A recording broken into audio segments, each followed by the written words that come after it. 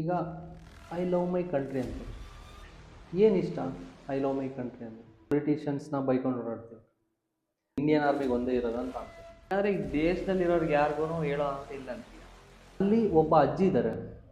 ಅಜ್ಜಿ ಹೆಸರು ಬಂದ್ಬಿಟ್ಟು ಹುಚ್ಚಮ್ಮ ಅಂತ ಹೇಳ್ಬಿಟ್ಟು ಆ ಅಜ್ಜಿ ಮುಂದೆ ಬರ್ತಾರೆ. ಈ ಥರ ಕೆಲಸ ಮಾಡೋರು ಐ ಲವ್ ಮೈ ಕಂಟ್ರಿ ಅಂತಂದರೆ ನಾನು ಅದನ್ನು ಅಗ್ರಿ ಮಾಡ್ತೀನಿ. ಅಂದರೆ ನೀನು ಹೇಳ್ತಿರೋದೇನೋ ದೇಶಭಕ್ತಿ ಅಂತಂದರೆ ಜನಗಳಿಗೆ ಏನೂ ಗೊತ್ತಿಲ್ಲ ಅಂತೀಯಾ? ಆಬ್ಸಲ್ಯೂಟ್ಲಿ. ಫಸ್ಟ್ ಆಫ್ ಆಲು ದೇಶಭಕ್ತಿ ಅನ್ನೋ ವರ್ಡ್ಗೆ ಮೀನಿಂಗೇ ಇಲ್ಲ. ಕಾಮನ್ ಆಗಿ ಹೇಳೋ ಡೈಲಾಗ್ ಬಂದ್ಬಿಟ್ಟು ಐ ಲವ್ ಮೈ ಕಂಟ್ರಿ ಅಂತ ಹೇಳ್ತೀವಿ. ಈಗ ಅವ್ರಿಗಿರೋ ಸಾವಿರಾರು ಕೋಟಿ ಆಸ್ತಿಲಿ ದೇಶಕ್ಕೋಸ್ಕರ ಕೊಡೋಕ್ಕೆ ಹೇಳಿ ಎಷ್ಟು ಕೊಡ್ತಾರೆ? ಅವ್ರು ಸೋಷಿಯಲ್ ಮೀಡಿಯಾದಲ್ಲಿ ಅಪ್ಲೋಡ್ ಮಾಡ್ಕೊಂಡ್ಲಿ ಫೋಟೋಸ್ಗೋಸ್ಕರ ಬರ್ತಾರೆ. ಮತ್ತು ಇದು ರಿಪೀಟ್ ಆದರೆ ನಿಮ್ಮ ದೇಶನೇ ಇರಲ್ಲ ಅಂತ ವಾರ್ನ್ ಕೂಡ ಮಾಡಿ. ಪಾಕಿಸ್ತಾನ್ ಜಿಂದಾಬಾದ್ ಇದು ದೇಶದ್ರೋಹಿ ಕೆಲಸ ಅಲ್ವಾ? ಐ ಲವ್ ಮೈ ಕಂಟ್ರಿ ಅನ್ನೋರೆಲ್ಲ ಈಗೆಲ್ಲೋದ್ರು? ನಮ್ಮ ದೇಶಕ್ಕೆ ಎಷ್ಟೋ ಜನ ಪ್ರಾಣತ್ಯಾಗ ಮಾಡಿದ್ದಾರೆ.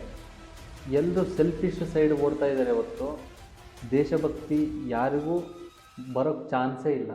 Hi guys, this is Manjunath. ನೀವು ನೋಡ್ತಿದ್ದೀರಾ ನಮ್ಮ mic space YouTube channel. This is our first video. Hope you like it. ಮೊನ್ನೆ 26 ಜನವರಿ ರಿಪಬ್ಲಿಕ್ ಡೇ ಇತ್ತಲ್ಲ, ಫ್ಲಾಗ್ ಹೋಸ್ಟ್ ಆದಮೇಲೆ ಕೆಲವರು ಭಾಷಣ ಮಾಡೋದಲ್ಲ, ಭಾಳ ವಿಷಯಗಳನ್ನ ಹೇಳಿದರು. ಅದರಲ್ಲಿ ದೇಶಭಕ್ತಿ ಅಂತ ಒಂದು ದೇಶಭಕ್ತಿ ಅಂದರೆ ಏನು? ದೇಶಭಕ್ತಿ ಅಂತ ಅಂದಾಗ ನಿನಗೆ ಏನು ನೆನಪಾಗುತ್ತೆ? ನಾನು ಚಿಕ್ಕವನಿದ್ದಾಗಿಂದ ನೋಡ್ತೀನಿ ಸ್ಕೂಲಲ್ಲಿ. ಈಗ ಐ ಲವ್ ಮೈ ಕಂಟ್ರಿ ಅಂತ ಏನು ಇಷ್ಟ? ಐ ಲವ್ ಮೈ ಕಂಟ್ರಿ ಅಂತ ಗಿಡ ಮರ ಇಷ್ಟನಾ? ಇಲ್ಲ ನಿನಗೆ ಭೂಮಿ ಇಷ್ಟನಾ? ರೋಡ್ಸ್ ಇಷ್ಟನಾ? ಏನು ಐ ಲವ್ ಮೈ ಕಂಟ್ರಿ ಅಂತ? ಈಗ ನಾವು ಬೆಳಿಗ್ಗೆ ಎದ್ದ ತಕ್ಷಣ ಪೊಲಿಟಿಷಿಯನ್ಸ್ನ ಬೈಕೊಂಡು ಓಡಾಡ್ತೀವಿ, ಇಲ್ಲ ಕಾನ್ಸ್ಟಿಟ್ಯೂಷನ್ನ ಬೈಕೋತೀವಿ ಬೆಳಿಗ್ಗೆ ಎದ್ಬಿಟ್ಟು. ಇಷ್ಟೆಲ್ಲ ಮಾಡಿಬಿಟ್ಟು ಮತ್ತೆ ಐ ಲವ್ ಮೈ ಕಂಟ್ರಿ ಅಂತ ಹೇಳ್ತೀವಿ. ಈಗ ನನ್ನ ಪ್ರಕಾರ ಐ ಲವ್ ಮೈ ಕಂಟ್ರಿ ಅಂತ ಹೇಳೋ ಅರ್ಹತೆ ಇಂಡಿಯನ್ ಆರ್ಮಿಗೆ ಒಂದೇ ಇರೋದಂತ. ಯಾಕೆ ಅಂತಂದರೆ ಈಗ ದೇಶದ ಒಳಗೆ ನಾನೊಬ್ಬ ಕಷ್ಟಪಟ್ಟರೆ ನನ್ನ ಫ್ಯಾಮಿಲಿ ಮಾತ್ರ ಸೆಕ್ಯೂರ್ ಆಗಿರುತ್ತೆ. ಅದೇ ಒಬ್ಬ ಯೋಧ ಬಾರ್ಡ್ರಲ್ಲಿ ನಿಂತ್ಕೊಂಡು ಕಷ್ಟಪಟ್ಟರೆ ಲಕ್ಷಾಂತರ ಕುಟುಂಬಗಳು ಸೇಫಾಗಿರುತ್ತೆ. ದಟ್ಸ್ ವೈ ಅವರಿಗೊಬ್ಬರಿಗೆ ಇರೋದು ಅಂತ ನನ್ನ ಒಪಿನಿಯನ್ ಅಷ್ಟೆ. ಹಂಗಾದ್ರೆ ಈ ದೇಶದಲ್ಲಿರೋರ್ಗೆ ಯಾರಿಗೂ ಹೇಳೋ ಅಂತ ಇಲ್ಲ ಅಂತೀಯ? ಈಗ ಎಲ್ಲರೂ ಒಂದೇ ತಕ್ಕಲ್ಲಿ ಹಾಕಿ ಹೋಗೋಕ್ಕಾಗಲ್ಲ. ಕೆಲವ್ರನ್ನ ನೋಡ್ತೀವಿ ಹೊರಗಡೆ ದೇಶನ ಬೈಕೊಂಡು ಓಡಾಡ್ತಾರೆ.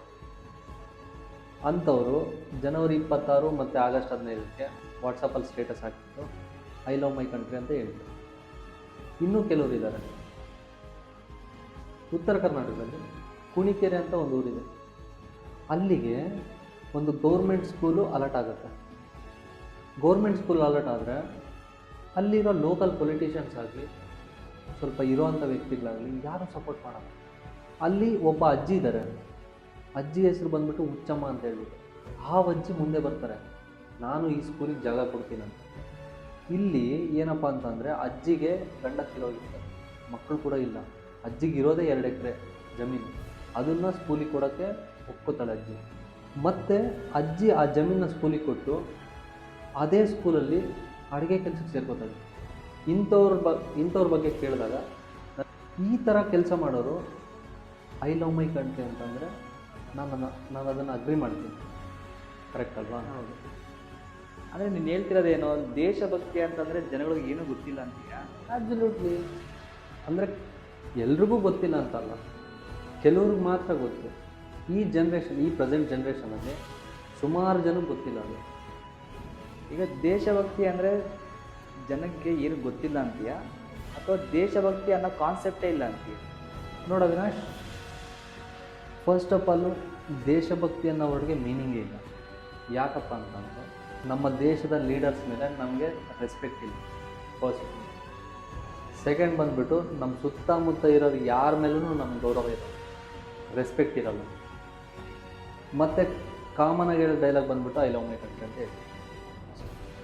ಈಗ ಸ್ವಚ್ಛ ಭಾರತ್ ಅಭಿಯಾನ ಅಂತ ಬಂದರೆ ದೊಡ್ಡ ದೊಡ್ಡ ಸೆಲೆಬ್ರಿಟೀಸ್ಗಳೆಲ್ಲ ಬಂದುಬಿಟ್ಟು ಪಾರ್ಕ್ ಹಿಡ್ಕೊಂಡು ರೋಡ್ ಕ್ಲೀನ್ಸ್ ಎಲ್ಲ ಮಾಡಿಬಿಟ್ಟು ಎಲ್ಲ ಇದು ಮಾಡಿದ್ರು. ಆದರೆ ದೇಶಭಕ್ತಿ ಅನ್ನೋದಿಲ್ಲ.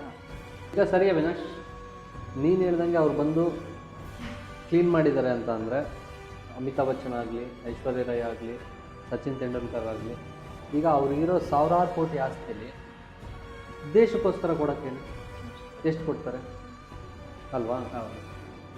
ಈಗ ಅವ್ರು ಬಂದ್ಬಿಟ್ಟು ಫೋಟೋಸು, ಈಗ ಅವ್ರು ಬಂದ್ಬಿಟ್ಟು ಕ್ಲೀನ್ ಮಾಡ್ತಿದ್ದಾರೆ ಅಂತಂದರೆ ಜಸ್ಟ್ ಫಾರ್ ಫೋಟೋಸ್ ಅಷ್ಟೇ. ಈಗ ಇನ್ಸ್ಟಾಗ್ರಾಮಲ್ಲಿ ಆಗಲಿ, ಒಟ್ಟು ಸೋಷಲ್ ಮೀಡಿಯಾದಲ್ಲಿ ಅವ್ರು ಸೋಷಲ್ ಮೀಡಿಯಾದಲ್ಲಿ ಅಪ್ಲೋಡ್ ಮಾಡ್ಕೊಂಡು ಫೋಟೋಸ್ಗೋಸ್ಕರ ಬರ್ತಾರೆ ಅಷ್ಟೇ. ಈಗ ಮೊನ್ನೆ ಪಹಲ್ಗಾಮ್ ಅಟ್ಯಾಕ್ ಬಂದು ಒಂದು ಆಯ್ತಲ್ಲ, ಪಾಕಿಸ್ತಾನದಿಂದ ಬಂದು ನಮ್ಮ ಇಂಡಿಯಾದವ್ರನ್ನ ಹುಡುಕಿ ಹಿಂದೂಗಳನ್ನ ಸಾಯಿಸಿದ್ರು. ಹೌದು.